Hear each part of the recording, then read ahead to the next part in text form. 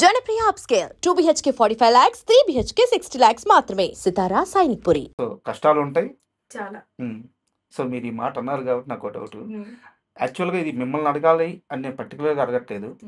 చాలా మంది డబ్బింగ్ ఆర్టిస్టులు కలిశారు, కొంతమంది ఫ్రెండ్స్ కూడా ఉన్నారు. సో ఎవరిని కదిలించినా సరే వాళ్ళందరూ కూడా కొన్ని వందల సినిమాలకి డబ్బింగ్ చెప్పుంటారు మేడం. చాలా సీనియర్లు అయి ఉంటారు, పెద్ద పెద్ద సినిమాలకు చెప్పుంటారు, పెద్ద పెద్ద ఆర్టిస్టులకి చెప్పుంటారు. బట్ వాళ్ళ లైఫ్ స్టైల్ చూస్తే వాళ్ళ లైఫ్లో చాలా, అంటే నేను చెప్పేది కమర్షియల్గానే చెప్తున్నాను, ఎకనామికల్గా వెల్ ఎస్టాబ్లిష్డ్ లైఫ్ ఉండదు. ఒక 500-600 సినిమాలకు డబ్బింగ్ చెప్పిన వాళ్ళు కూడా చాలా మామూలు మిడిల్ క్లాస్ లైఫ్ ఎలా లీడ్ చేస్తుంటారో అలాంటి స్థితిలోనే ఉంటారు. సో అంటే ఒక డబ్బింగ్ ఆర్టిస్ట్కి ఇచ్చే రెమ్యూనరేషన్ ఎలా ఉంటుంది, వాళ్ళ లైఫ్ స్టైల్ ఎలా ఉంటుంది? రెమ్యూనరేషన్ మినిమల్సే ఉంటాయండి. మాక్సిమం ఏముండదు. ఇప్పుడు మాక్సిమం మనం డిమాండ్ చేసామనుకోండి, they will switch to other artist. అది ఎప్పుడో పర్టికులర్‌గా ఉంటుంది. ఇప్పుడు మేము కూడా వినేది ఏంటంటే, ఏదైనా చిన్న సినిమా అండి అంటారు. ఏది చిన్న సినిమా, ఏది పెద్ద సినిమా, అట్లా ఇప్పుడు చిన్న సినిమాలు కూడా దే ఆర్ డూయింగ్ ఫెంటాస్టిక్, అసలు ఎక్కడెక్కడికో వెళ్ళిపోతున్నాయి. కానీ మనకి చెప్పేటప్పుడు మాత్రం చిన్న సినిమా అండి, దీనికి అంత రెమ్యూనరేషన్ ఇవ్వలేము మేము, ఇంతే ఇవ్వగలుగుతాము అని. అలా అని మనం ప్రతి ఛాన్స్ మిస్ చేసుకోలేం. అంటే ఇక్కడే ఉన్నాం, ఇందులోనే ఉన్నాం కాబట్టి. అంటే దీనికి పక్కకి వెళ్ళిపోయి వేరేది చూడడానికి కూడా లేదు.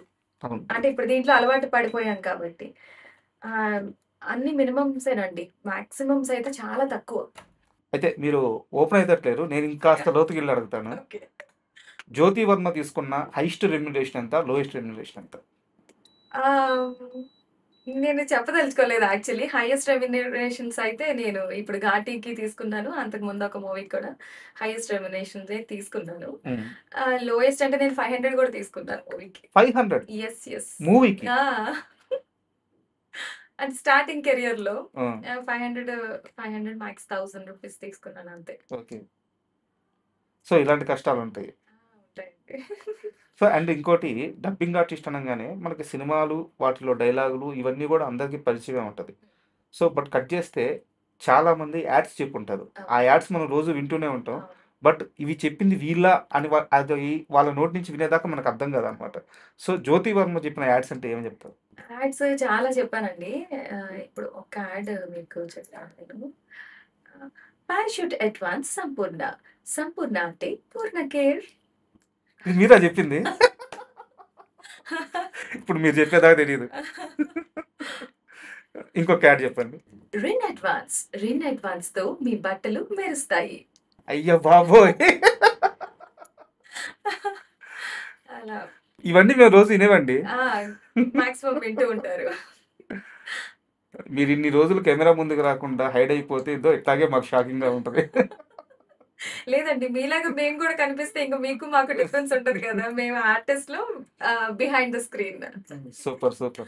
అంటే మళ్ళీ మీ మూవీస్ విషయానికి వస్తే, మీకు సమంత గారి సినిమా వల్ల ఎంత పేరు వచ్చిందో, అలాగే అనుష్క గారి క్యారెక్టరేషన్ వల్ల ఎంత పేరు వచ్చిందో, సేమ్ రకుల్ ప్రీత్ సింగ్ వల్ల కూడా అంతే పేరు వచ్చింది. ఆమె చాలా సినిమాలకు మీరు వర్క్ చేశారు, 4-5 సినిమాలకు పనిచేసినట్టున్నారు. వాటిల్లో రారండో వేడుక చూద్దాం, భ్రమరాంబ క్యారెక్టర్ సినిమా మొత్తానికి ఆ క్యారెక్టరేషన్ చాలా హైలైట్గా ఉంటుంది. సో ఆ సినిమా నుంచి ఒక్క డైలాగ్. ఏంటి ఓ నాన్న అంటున్నావు? మీ నాన్నకి నచ్చితే ఏదైనా చేస్తావా? భ్రమరాంబకి నచ్చితేనే చేస్తుంది. సో పర్టికులర్గా ఈ క్యారెక్టర్కి డైరెక్టర్ గారు దగ్గరుండి ఇలా కావాలి అడిగి మరీ చెప్పించుకున్నారంట. అవునండి. ఈ భ్రమరాంబది మాత్రం కొంచెం పర్టికులర్‌గానే ఇలా చెప్పాలి, అలా చెప్పాలి అని చాలా మంది directors they come SIT and ఇలా చెప్పండి, అలా చెప్పండి అని. అంటే వాళ్ళొక విజన్ ఉంటుంది కదా! వాళ్ళకి రాసుకున్నప్పుడు గానీ, షూట్ చేసేటప్పుడు గానీ మనకి అది ఎక్స్‌ప్లెయిన్ చేస్తారు. ఇలా చెప్పండి, అలా చెప్పండి అని.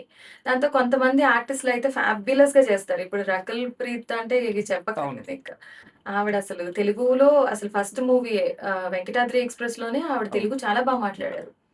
ఇంకా రాను ఇంక చాలా మూవీస్‌లో చెప్పాను. ఆ క్యారెక్టరైజేషన్ కూడా కొంతమందికి అలా పర్ఫెక్ట్‌గా సెట్ అయిపోతుంది. వాళ్ళ ఎక్స్‌ప్రెషన్స్ మనం వెంటనే ఇది చేసి వెంటనే కన్వర్ట్ అయిపోయి మనం ఆ క్యారెక్టర్ లాగా బిహేవ్ చేస్తూ మాట్లాడుతూ ఉంటాం కాబట్టి ఈజీ అయిపోతుంది. అంటే యాక్చువల్‌గా ఈ డబ్బింగ్ కెరీర్‌లో ఉండే ఒక ప్రధానమైన సమస్య ఏందంటే, ఆర్టిస్టులు వాళ్ళని ఓన్ చేసుకుంటారు కొంతమందిని. సో వాళ్ళు దొరక్కపోతే ఫీల్ అవుతారు. అండ్ అలాగే వాళ్ళతో రిలేషన్ చెడిపోతే మళ్ళీ వాళ్ళని దగ్గరికి రానియరు. సో, నాకిక్కడ ఒక డౌట్ ఉంది. మీరు అది క్లారిఫై చేయాలి. నిజమా కాదా? సమంత గారంటే చిన్మయి గారు అని చెప్పేసి ఆమె వాయిస్ అనేది చాలా మందికి రిజిస్టర్ అయిపోయింది. అవును. మధ్యలో ఒక రంగస్థలంకి మాత్రమే మీరు చెప్పారు. హ్మ్. తర్వాత మళ్ళీ మీరు సమంత గారితో జర్నీ చేయలేదు. యెస్. సో, అసలు ఏం జరిగింది? అది ఏమన్నా ఇష్యూ వల్ల మీరు చెప్పాల్సొచ్చిందా? తర్వాత ఎందుకు మళ్ళీ మీకు రాలేదు? ఇష్యూ అని అయితే నాకైతే ఇష్యూ అని ఏం తెలీదండి. ఇది కంప్లీట్‌గా నాకు తెలిసి directors choice. Okay.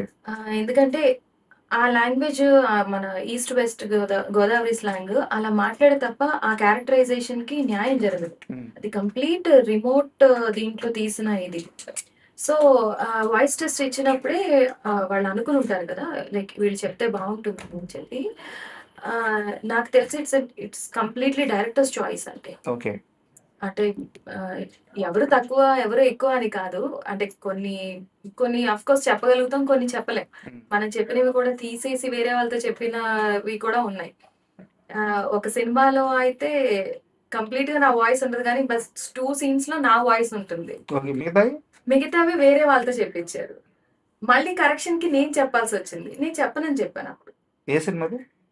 Cinema పేరెందుకులేండి. But చాలా మంది ఆ సీన్ చూసినప్పుడల్లా నువ్వు అందులో రకుల్‌కి నువ్వే కదా చెప్పావు అని. హ్మ్. నేను చెప్పలేదు ఆ సినిమా అంటే, అయ్యో! నీ వాయిసే ఉంది ఒక సీన్ అంతా అని. అది ఉండాల్సొచ్చింది ఉంచారు లాస్ట్‌లో అని అన్ననమాట. అలాంటివి కూడా జరుగుతూ ఉంటాయి. ఇందులో మాత్రం అలా గొడవలు అలాంటివేమీ లేవండి. ఓకే. అంటే ఆ స్లాంగ్ గురించి పర్టిక్యులర్‌గా ఎవరు చెప్పగలిగారు అన్నది మేబీ బేస్ చేసుకొని చెప్పుంటారు. మీది పోలవరం అనుకుంటాను. అవునండి. సో, అక్కడ స్లాంగ్ అక్కడ నేను పుట్టి పెరిగాను గానీ ఎక్కువ ఇయర్స్ లేను. ఓకే. చదువుకున్నది అంతా విజయవాడ, హైదరాబాదే. హ్మ్. కానీ ఆ ఫ్లేవర్ ఉంటుంది కదా! ఎలా పట్టుకోగలిగారు ఆ గోదావరి స్లాంగ్? అంటే ఇప్పుడు మా మావయ్యలు వాళ్ళందరూ మాట్లాడతారు. అక్కడున్న వాళ్ళందరూ అదే మాట్లాడతారు. కొన్ని మాటల్లో కూడా కొంచెం తెలుస్తుంది. ఎక్కడో ఒక చోట కొంచెం ఆ టించ్ ఉంటుంది తప్ప, హ్మ్.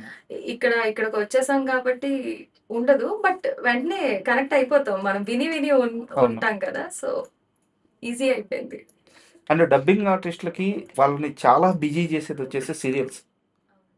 సో, అంటే వాళ్ళకి సినిమాలు వెండితెర ఎంత ముఖ్యమో బుల్లితెర గూడా అంతే ముఖ్యం. అదే. అండ్ ఇప్పుడు 'జ్యోతి వర్మ' గారు చెప్తున్న సీరియల్స్ ఏంటి? నేను 'మల్లీలో మల్లీకి' చెప్తున్నాను. ఓకే. 'బ్రహ్మముడిలో కావ్యకి' చెప్తున్నాను. ఓకే. 'ఇల్లు ఇల్లాలు పిల్లలులో' ప్రేమకి చెప్తున్నాను. 'మనసంతా నువ్వేలో' సింధుకి చెప్తున్నాను. ఓకే. 'ఝాన్సీలో' ఝాన్సీకి చెప్తున్నాను. అన్నీ పెద్ద పెద్ద సీరియల్స్ గదా! అన్ని పెద్ద పెద్ద సీరియల్స్ మెయిన్ లీడ్సే ఆ! చెప్తున్నాను. సో, సీరియల్స్ నుంచి ఒక డైలాగ్.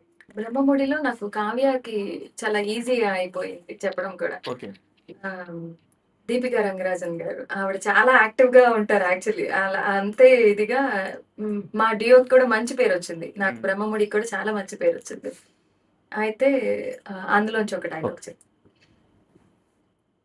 ఆ! మీరిలాంటి వాళ్ళని తెలీక మిమ్మల్ని చేసుకున్నానులెండి. చేసుకుంటే చేసుకున్నాను కానీ ఏం చేస్తాను చెప్పండి? ఇంక మీతో కంటిన్యూ చేయాలి కదా జర్నీ. అది. అంటే డిఫరెన్స్ ఏముంటది మేడం? అంటే ఇప్పుడు సినిమాలకి చెప్పేటప్పుడు గాని, సీరియల్స్‌కి చెప్పేటప్పుడు గాని, ఒక డబ్బింగ్ ఆర్టిస్ట్ తీసుకునే ఆ జాగ్రత్త గాని, డిఫరెన్స్ గాని ఏముంటుంది?